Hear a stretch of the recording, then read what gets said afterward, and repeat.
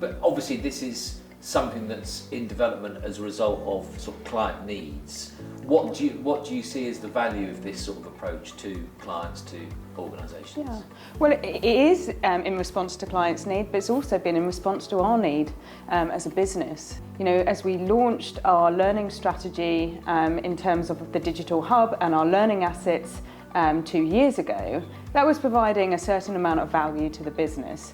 And certainly people felt a lot more supported in terms of having learning content available to them.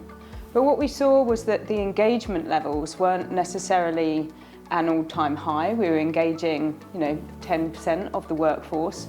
We weren't pushing up to that level of really getting engagement from everyone. So ask the question, okay, so how do you use learning in the context of the business? How do you actually start to get something that feels like a learning library and actually make it more relevant and personalised to each individual in the business, and they think, yes, this has got real value.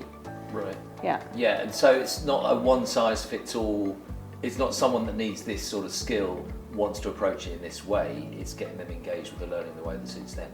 Exactly that. And I think what we had learned is that actually there was a number of different challenges, feedback, different things that we needed to work on as a business.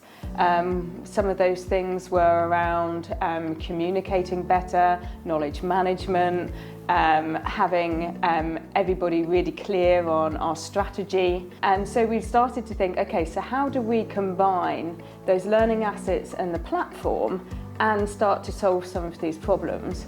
And that's where we really came up with this concept of creating a learning culture through the platform and through learning live events and getting a much more inclusive and collaborative culture that was really clearly starting to solve some of these problems. So through our own journey over the last 18 months, we've really started to understand, what the benefit is of being able to pull together all of these different kind of new learning components, new ways people are sharing information.